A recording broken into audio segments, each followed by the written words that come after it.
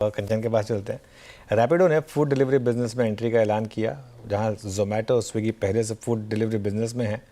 रैपिडो के सामने क्या चुनौती होंगी और इसका जोमेटो और स्विगी पर क्या इम्पैक्ट होगा, इस पर इलारा ने एक रिपोर्ट निकाली है।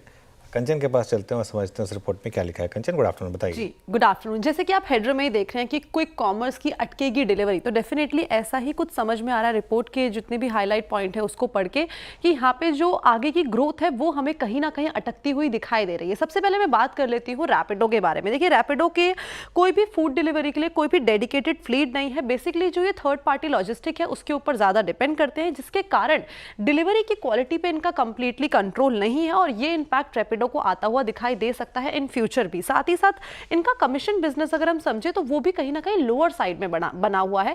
8 से 15% का कमीशन लेता है रैपिडो, लेकिन इसके कंपैरिजन में अगर जोमेटो या स्विगी की बात करी जाए तो उसका जो कमीशन रेशियो है वो 21 से 25% के बीच में है। तो ये भी कहीं ना कहीं एक इसके लिए नेगेटिव पॉइंट बन के सामने खड़ा हुआ है। साथ ही अगर इस टाइम पे हम इनकी ऑपरेशनल एफिशिएंसी देखें तो वो भी लोअर साइड में बनी हुई है, क्योंकि जोरों शोरों से ये इस टाइम पे अपना एक्सपेंशन तो कर रहे हैं, लेकिन इस टाइम पे लॉजिस्टिक सपोर्ट की बात करी जाए तो वो काफी ज्यादा लोअर साइड में है। और जैसे कि हम देख रहे हैं कि क्विक कॉमर्स के अंदर जो कंपटीशन है काफी तेजी से बना हुआ है, इसलिए इनका सस्टेन करना काफी ज्यादा इस टाइम पे मुश्किल हो गया है। इसके अलावा बात कर लेते हैं जोमेटो की और साथ में स्विगी की। देखिए, इस टाइम पे जो हम फूड डिलीवरी की ग्रोथ देख रहे हैं वो काफी ज्यादा कूल ऑफ होती हुई दिखाई दी है साल दर साल। पिछले साल की बात करी जाए तो ये ग्रोथ थी 40% पे, लेकिन ये कॉन्ट्रैक्ट होकर अब अप्रोक्सीमेटली 15 से 16% की ही रह गई है। यानी कि जो कंपनी एक्सपैंड कर रही है वो काफी ज्यादा इस एटमॉस्फेयर में एक्सपैंड करना टफ हो चुका है। यही नहीं बल्कि रैपिडो अगर आता है तो जो ग्रॉस डिलीवरी है उसमें भी हमें 10% तक का कट देखने को मिल सकता है, ये इलारा का मानना है।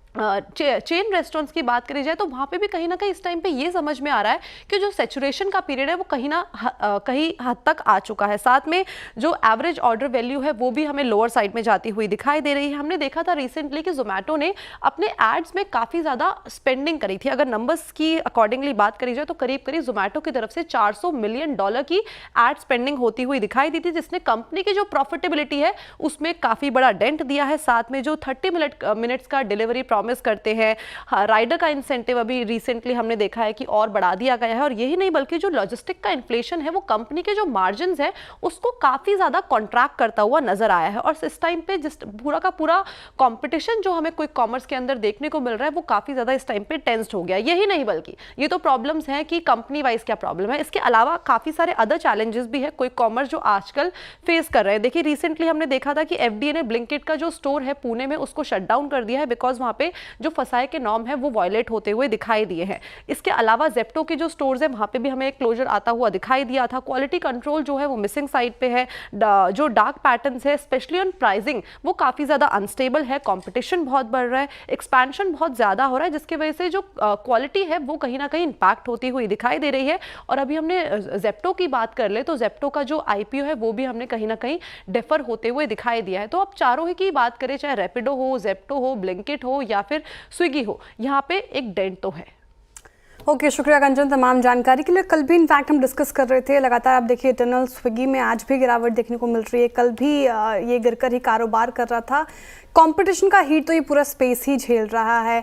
मयूरेश जी, मैं आपसे जानना चाहूँगी, रैपिडो की एंट्री, बात ये भी उठ रही है कि रैपिडो कम कमीशन लेगा रेस्टोरेंट से। जोमेटो और स्विगी जहाँ 25 से 30% तक लेते हैं, इनफैक्ट 35% तक लेते हैं, वहाँ पे 8 से 15% ही लेगा रैपिडो। तो कहीं ना कहीं रेस्टोरेंट स्विच कर जाएं, ये भी एक डर है। और रैपिडो क्योंकि लॉजिस्टिक्स में ऑलरेडी है, पहले से मौजूद है, स्विगी को भी प्रोवाइड करता था, तो इसका कनेक्शन ज़्यादा है। हालांकि पायलट प्रोजेक्ट बेंगलुरु में लॉन्च हो रहा है तो अभी शुरुआत है, लेकिन जिस तरीके से स्टॉक रिएक्ट कर रहे हैं, आप कैसे देख रहे हैं इस खबर को?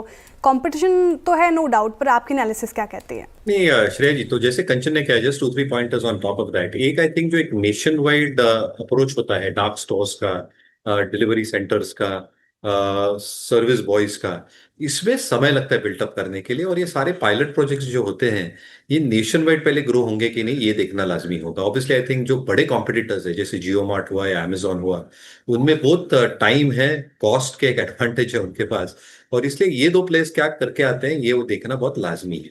दूसरा, आई थिंक जो अंडरकटिंग की प्रैक्टिस है, कोई भी नया प्लेयर अगर आता है तो अंडरकट जरूर करेगा। तो आई थिंक आज अगर आप रैपिडो देखें, जो delivery cost as an example 5 kilometre Swiggy की जोमेटो से काफी कम है रैपिडो की। They are not charging anything in terms of packaging cost, platform fees पे कोई कुछ चार्ज नहीं कर रहे हैं, और इसलिए आई थिंक जो प्लेटफॉर्म पे डिश कॉस्ट है from restaurant specifically on the food delivery part of the business, वो सिग्निफिकेंटली कम रखा है उन्होंने कंपेयर टू अ स्विगी और अ जोमेटो। तो अंडर कटिंग का मामला बिल्कुल बरकरार रह सकता है, बट ये सस्टेनेबल कितना है ऑपरेशंस के हिसाब से, ये देखना लाजमी होगा। And last point I think, जो डार्क स्टोर्स ये डबल कर रहे हैं both Swiggy and Zomato in the matter of 3 quarters, ये जो एक्सपेंस कर रहे हैं और जो एक्सपेंस कर रहे हैं in a very quick amount of time, 2 साल में करने वाले थे वो लेस देन 4 क्वार्टर्स करने वाले हैं, ये नंबर्स पे प्ले आउट होगा जो स्ट्रीट मान के चल रही है। बट मानना स्ट्रीट का ये भी है कि आई थिंक जो बाकी के प्लेयर्स है, क्या ये नेशन वाइड कॉम्पिटिशन या सस्टेनेबिलिटी कर सकते हैं with larger player like Swiggy और जोमेटो। कॉम्पिटिशन जरूर है मेरे हिसाब से। आई थिंक थोड़ा एक एक स्ट्रगल पीरियड हो सकता है, consumption coming back is a huge trigger for the stocks in the second half. But मैं पर्सनली आई थिंक डिक्लाइंस की राह देखूंगा for a stock like Zomato. I think थोड़ा एलिवेटेड हो चुका है अमिट्स कॉम्पिटिशन एंड प्राइस।